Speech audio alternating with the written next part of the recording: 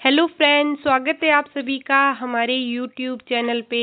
तो जैसा कि आप सभी को पता है, आज की क्लास में हम आपके लिए बायोकेमिस्ट्री के टॉप 20 इम्पोर्टेंट एमसीक्यू लेकर आए हैं, जो कि आपकी आने वाली exam MPPSC homeopathic medical officer के लिए काफ़ी ज़्यादा इम्पोर्टेंट रहने वाली है।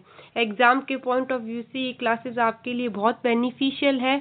अगर आप सभी भी हमारे से जुड़ना चाहते हैं तो चैनल को ज़रूर सब्सक्राइब करें, बेल आइकन को प्रेस करना ना भूलें, ताकि आने वाली वीडियो क्लास की नोटिफिकेशन सबसे पहले आपको मिल सके।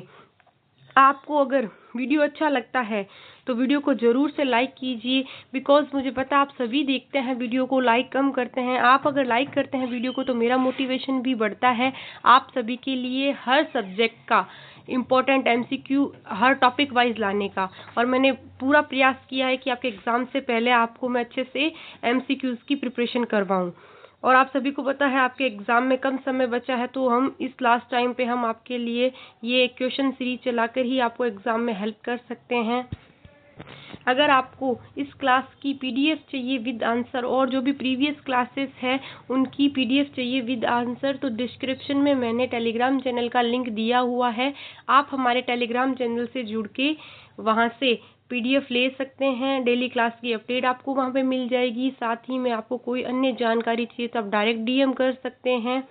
तो आइए अब हम स्टार्ट करते हैं आज की क्लास का। हमारा पहला क्वेश्चन आप सभी के लिए जो aspirants homeopathic medical officer MPPSC के लिए प्रिपेयर कर रहे हैं, आपके पीवाईक्यूज के पैटर्न को एनालिसिस करके हम आपके लिए क्लासेस लाए हैं।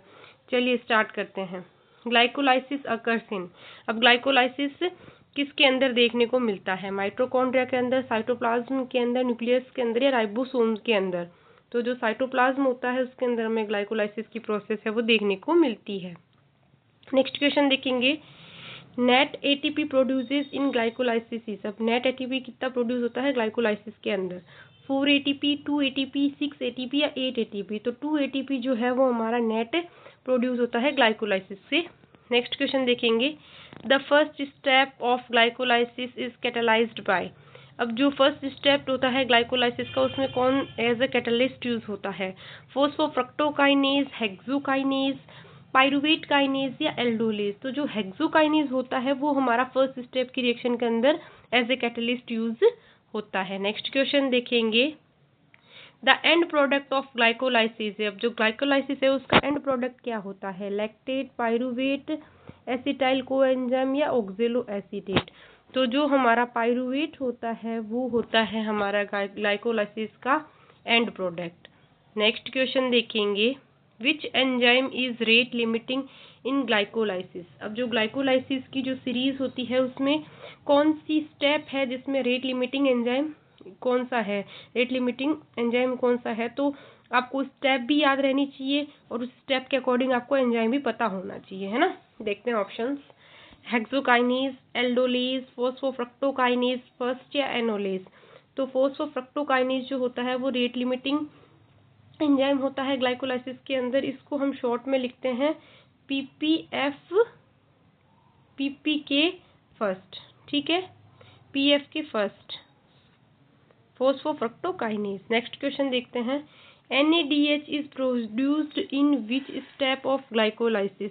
अब ग्लाइकोलाइसिस की स्टेप के अंदर कौन से स्टेप के अंदर जो है हमारा NADH है जो प्रोड्यूस होता है? ऑप्शन देखें, ग्लूकोज टू ग्लूकोज 6 फॉस्फेट बनता है तब, फ्रक्टोज 6 फॉस्फेट से फ्रक्टोज 1,6 बिस फॉस्फेट बनता है तब, ग्लिसरॉल्डिहाइड 3 फॉस्फेट से 1,3 बिस फॉस्फोग्लिसरेट बनता है तब, या पाइरुवेट से लैक्टेट बनता है तब? तो इसके अंदर जो NADH प्रोड्यूस होता है ग्लाइकोलाइसिस के अंदर वो हमारी ये स्टेप होती है, step number option number 3, glyceraldehyde 3 phosphate से 1,3 बिस फॉस्फोग्लिसरेट बनता है। नेक्स्ट क्वेश्चन देखेंगे, substrate level phosphorylation occurs in. अब जो सबस्ट्रेट लेवल फोस्फोराइलेशन होता है वो किसके अंदर देखने को मिलता है? ओनली ग्लाइकोलाइसिस के अंदर, ओनली क्रेब साइकिल के अंदर, both glycolysis and Krebs cycle, या नाइदर? तो इसका आंसर होगा option number C, both glycolysis and Krebs cycle. Next question देखेंगे, conversion of glucose to glucose 6 phosphate requires. अब ग्लूकोज से ग्लूकोज 6 फॉस्फेट बनाने के लिए हमें कौन सा रिक्वायर होता है, किसकी रिक्वायरमेंट होती है? ATP की, ADP की, NADH की या FADH2 की? तो जो ATP है उसकी रिक्वायरमेंट लगती है हमें ग्लूकोज से ग्लूकोज 6 फॉस्फेट बनाने के लिए। नेक्स्ट क्वेश्चन देखेंगे, एनएरोबिक ग्लाइकोलाइसिस इन मसल प्रोड्यूसेस। अब जो एनएरोबिक ग्लाइकोलाइसिस होता है तो मसल क्या प्रोड्यूस करती है? एथेनॉल, लैक्टेट, एसिटाइल कोएंजाइम या CO2। तो जो लैक्टेट होता है वो प्रोड्यूस होता है एनारोबिक ग्लाइकोलाइसिस के अंदर। नेक्स्ट क्वेश्चन देखेंगे, total ATP formed including NADH in glycolysis is approximately. Total ATP कितना फॉर्म होता है NADH को इंक्लूड करके ग्लाइकोलाइसिस के अंदर? 2 ATP, 4 ATP, 6 to 8 ATP या 10 ATP। तो जो 6 to 8 ATP है वो हमारा ग्लाइकोलाइसिस के अंदर है, वो जो है हमें मिलता है अप्रॉक्सीमेटली इंक्लूडिंग NADH।